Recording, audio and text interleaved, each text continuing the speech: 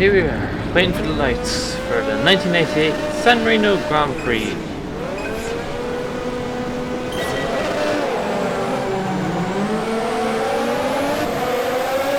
Alright start, even though Alberto next was seemed to got a better one, but he's been blocked in by this Benetton ahead of us. We got the better line through Tamburello, so everyone bunching up here. Just trying to find some space.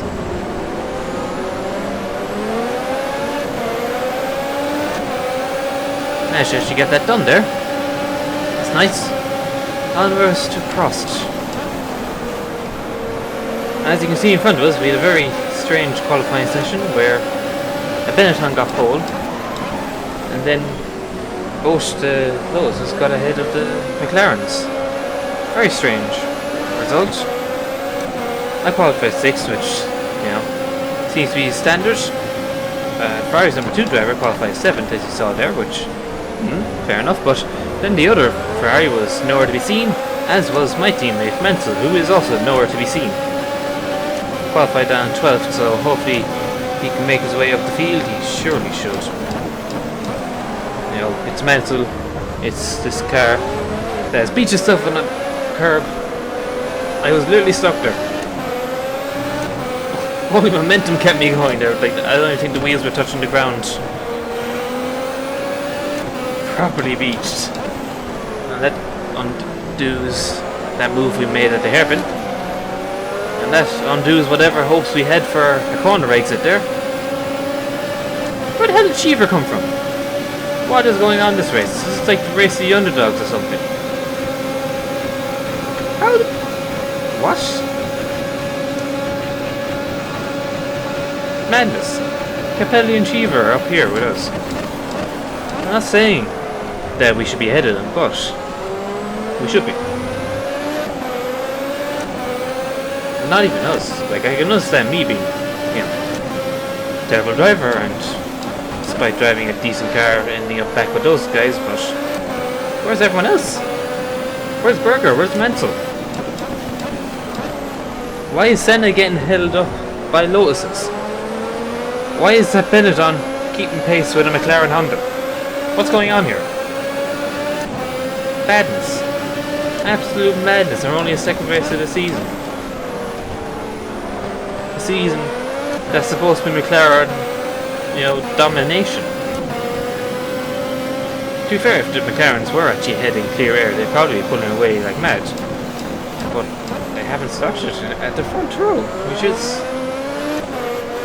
odd to say the least. We can understand, you know, one of them having a, you know, an off day or an issue in qualifying, but both of them not having the pace in qualifying is a bit weird.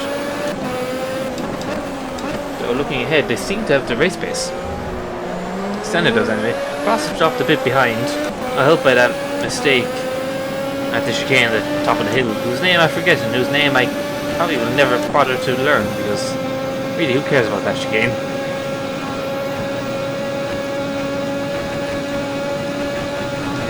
Never appreciate what you had until it's gone up there. Always funny, actually, with this layout and Imola in general, is that people moan how after 94 the track got ruined with chicanes, you know? They ruined Imola. They put chicanes in it. Were they blind or something? Did they forget about the stupid chicanes that this track had, such as this one? Like, look at it! It's terrible. High curves, extremely narrow. It's, you know, it's single file and it's just asking for trouble. Like, if you get on these curves, you get launched in the air. So when you have a whole F1 field trying to get through there on lap 1, you're just asking for trouble. Maybe that's the thinking behind it, actually. Great excitement, because races at Imola were not known for being the most exciting things in the world. I would say probably is because of those stupid chicanes, which do their best to kill off any racing you can try and have. Don't get me started on this chicane here.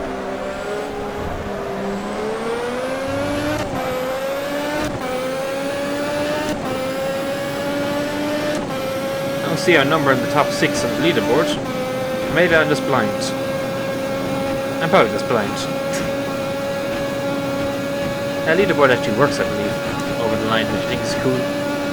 Well, I hope so, man. We can test it. I don't know exactly what position you were in. I never do, really. It's only in online racing where I'd have, you know, a relative app or something up, and that usually shows your position. Then I know what position I'm in, but generally in these offline races, I have no idea. I don't really care. I'm either at the front or I'm at the back.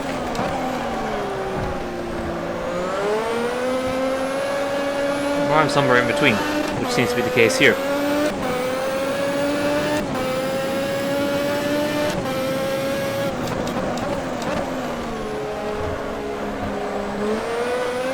That seems to be near the optimal amount of curb to take in that chicane, which isn't much, as you see.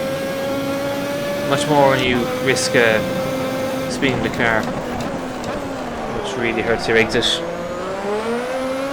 Or send you into the wall, which also really hurts your exit, because then your car is in pieces.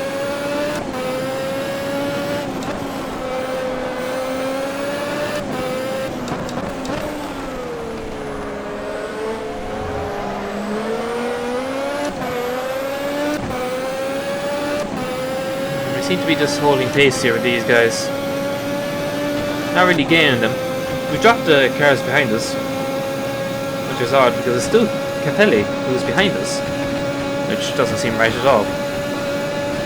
You know, where's everyone else? Are these the only guys who showed up to the race? So I keep going. Where's the Ferraris? Where's Mansell? They've just gone home, it seems.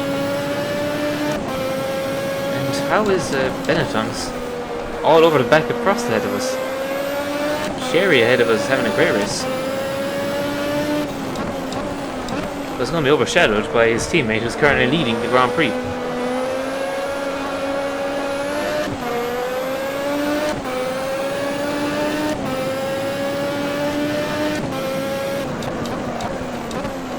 It's not entirely inaccurate though, because 1988 was the sort of breakout season where naturally aspirated engines became somewhat competitive again. They were the best things in the world, and you probably were not going to win a championship while other top teams had turbo engines, as we have a spin here. Oh, there's Mansell. You know, this became the season so near the beginning of the end for the turbo era, you know. So the turbo was not the end all and be all. Still very useful if you get yourself a turbo engine, but you can last without it.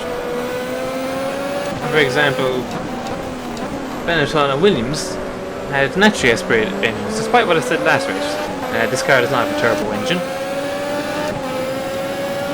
But yes, it outqualified some teams that had turbo engines, such as Sack Speed and Arrow's Megatron, which is the best name for an engine ever. Yeah, they have turbo engines, but they're crap, so yeah. So it's turning out that having a decent, reliable, naturally aspirated engine could actually be more competitive if you couldn't get yourself, you know, a factory level turbo engine. And going back to mistakes I made last time, I implied this car had a turbo engine. It did not. And so angry was it that I implied a turbo engine, it spun me out there. But it does not. In the game, in this mod, it's modeled as having a V10 Renault engine, which is inaccurate actually, because Williams did not get the V10 Renault engine until next season. This season they used a V8 Judd engine.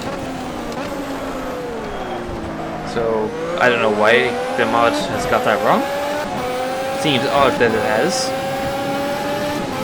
It's generally accurate for other things, well I think it is. I haven't fully checked. But yeah. So in any case, essentially in the mod we still have a naturally aspirated engine. So we gotta deal with that. It's probably why I'm finding this car one of the more drivable cars. Drivable competitive cars. The other naturally aspirated cars, you know, they're as drivable as this. I know I'm doing a terrible example here. I'm saying this car is drivable as I go ahead and spin it out nearly every corner that lap. That lap was horrific. Yeah.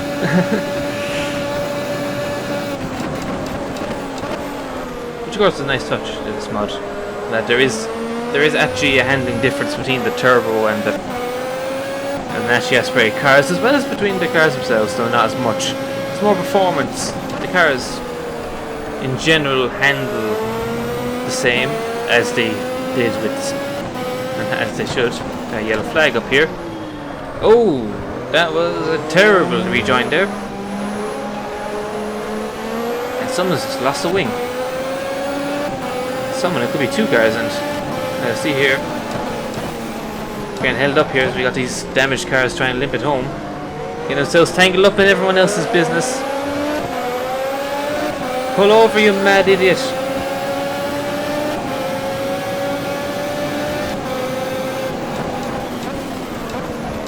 We can see there that even if the cars ahead of us also have naturally aspirated engines, the Williams has a superior chassis and more power, so the points are still generally the same. This Williams is not a bad car. Even if we just got tagged by that, was it Ligier? That's not my fault I cut the track. Don't get mad at the other idiot behind us who pushes wide. No, this race has gone complete shit, hasn't it? Mostly are doing, because if we, were able to keep this car on the track, we wouldn't have ended up with these guys and ended up with these shenanigans. That's Warwick quickly dispensed of.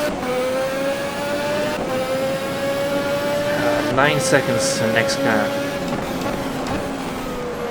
We should be faster, but we may not have the time to make up a gap like that. Though there could always be shenanigans. We're sort of hoping on shenanigans here to get any sort of a decent result out of this. We've very much thrown it away on these curbs. Blame the curbs, blame the track, blame the other drivers.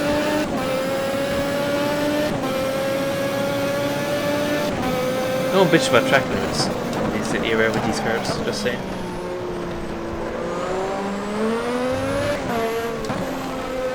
Though I understand why there was the move away from the high curbs, because as you can see, as we saw here at the last lap, damaged car went wide, as we did there. The damaged car went wide and got launched into the air out of control and essentially caused another accident unneedlessly. Not unneedlessly. Speaking is hard. We're trying to somewhat salvage a result from this Grand Prix that's gotten away from us. But yeah, high curbs. They're good until someone gets sideways, essentially. Then cars get in the air, then cars are no longer controllable, and then you have unintended consequences. They're great for keeping people on track. No one takes piss with high curbs.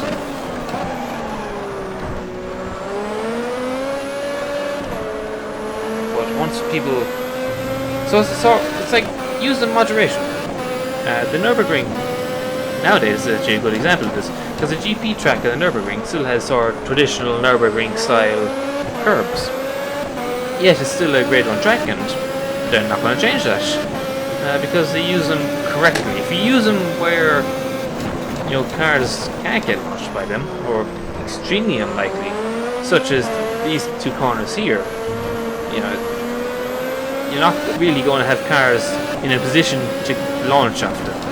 But then using here, saying that curve ahead of us, that's just asking for a car to get launched in them. Even that chicane there is not too bad. That's pretty safe with the entry speed and positions of the curves. But then you got the chicanes where essentially the high curve is acting like a wall across the track. That's where you get into trouble. Still though, weird that we moved away from these high curves and then moved back to sausage curves and then somewhat slowly moving away from them and as being the be-all and end-all of curve design and going now actually towards curves that just shake your car a bit, which I don't like that. I don't like that idea of curbing.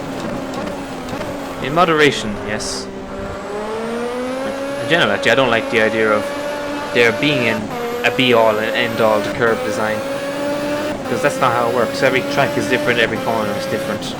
Oh, we got a Ligier that's just spun out there. Press F to pay respects, etc. Actually, the way it was stopped and the gap we had to him, looks like he could have spun and, I know, wrecked it. Could be a decent chance that that's the last we see of that car. The way it was facing implies that wasn't just a reliability issue. Could have been contact that just wrecked a bit of suspension. Speaking of, we see a front wing back there, and now we've a new car in front of us, so looks like there's been shenanigans. Prost is now 5 seconds ahead. 1 lap ago, it wasn't Prost ahead of us, and we weren't 5 seconds behind them. So there have definitely been some shenanigans.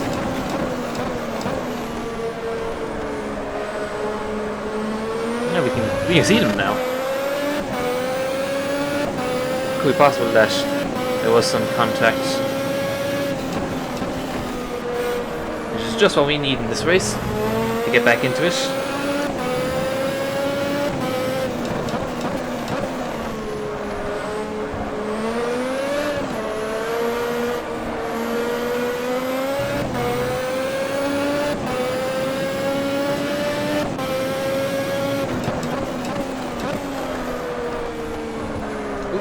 Curb.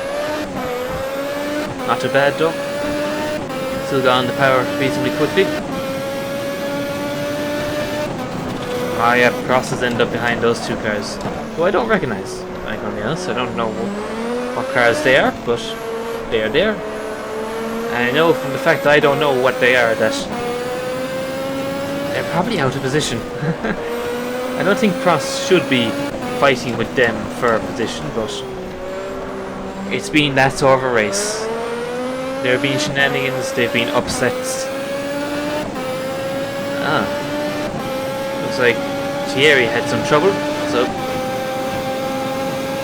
he's actually coming out of the pits. Actually, it's showing that that's for position. He must have really gotten ahead of us then if he was able to pit for repairs and not lose a lap.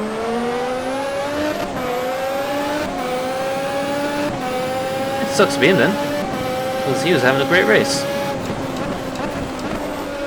And it looks like the lap before it was his front wing that we saw before the final chicane.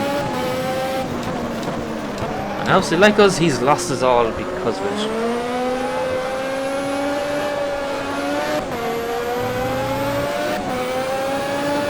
Problem is now, this guy's fast, and I'm not sure if he's going to have much patience now. I know it's a computer, but, you know. Can we pretend? We can pretend. And he's definitely having a look all over the place.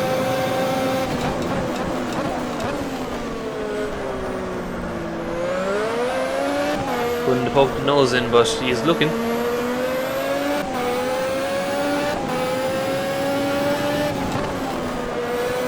I'll keep it mistake-free for a bit. Generally want to keep it mistake free to the end of the race, but try put some distance.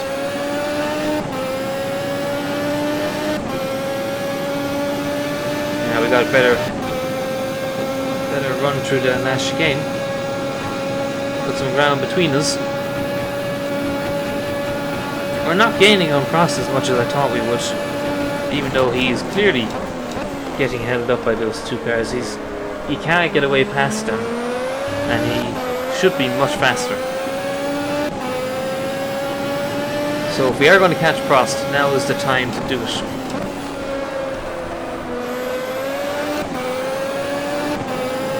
Oh, he's going for the move. Well, that's a bit audacious. He couldn't get it pulled off. We spent too much time looking at his move and not on our own line. Yeah, we need Prost to do things like that. We need him to, you know, make those moves that really be aggressive. I'm surprised he even attempted a move there at that chicane.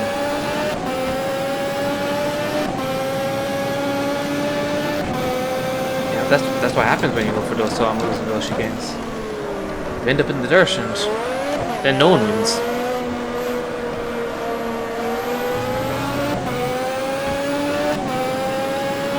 But inherently that's the problem of even the chicanes. You see, they just, you can't do anything in them. You can't overtake in them. They're not exciting. They're just nothing. Just an inconvenience. Right, Thierry's have to catch up to us. We got the draft. We're weaving. Take a defensive line here. Nearly lost it. Ah! Damn it. A bit too early on the power and got a bit of oversteer. He just went straight through the gap. Ooh, that's not nice. Sorry. That's definitely a thing with that Benetton. We are much better on the braking than him.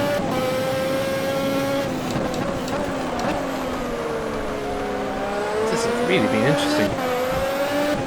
Imola has actually shown a lot about the car's relative strengths and weaknesses.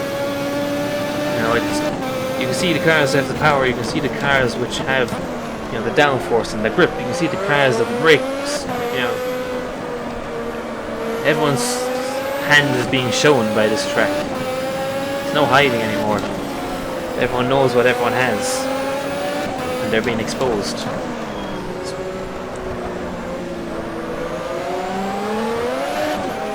Damn it! Lit up the tyres. Now I'd have me concerned if we were doing a full length race, by the way. I'm not sure how well these tyres are lasting. They should be pretty solid. You know, tyre wear. You didn't really worry about tyre wear in this season too much. You didn't qualifying because the tyres are made of cheese for qualifying to get all that speed. In the race, you generally wasn't a huge issue. I'm not sure if pit tyres had really caught on yet as the thing to do, really. And refueling was banned, so that wasn't a thing. Generally, with these races, it was a lot about fuel conservation and fuel efficiency to make it to the end.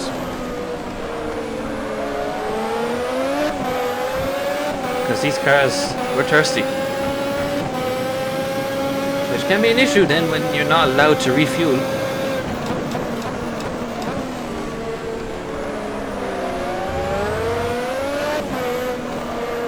Is that a lap car we're coming up to? Or is that another car that somehow ended up there?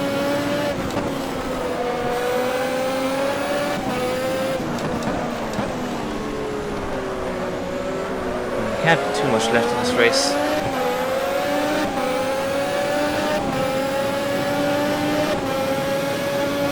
I just did it again, didn't I? Can't be too much left in this race. Well, there isn't. There's one lap left. Right, we got the draft. Passing the grass. Holy hell, what happened there? I think this car grew a turbo. I also think this guy is a lap down. Please be kind.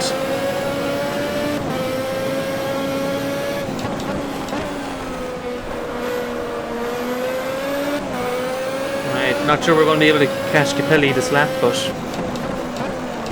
what happened back there? It's like we got the super draft. Cross tried to make it 3 wide, but he couldn't get the squeeze there. The lap car in the way. didn't help things either, but wow. Well, that was the thing. Jesus. Wow. I'm feeling that was the AI not knowing what to do in that situation, but we'll take it. Capelli went wide there, but we've lit tyres once again.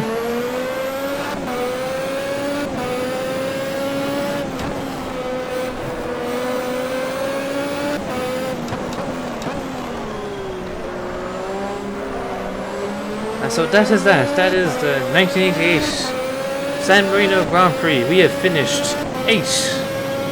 Started 6th, so not too bad, all things considered. Sort of our usual story of finishing 2 places behind where we qualified. So we'll take it, I suppose. Very weird result, but this is a strange alternate history, it looks like. So see you next time. I think it's Monaco next. Oh good lord. Oh no. Well, we'll see how that goes.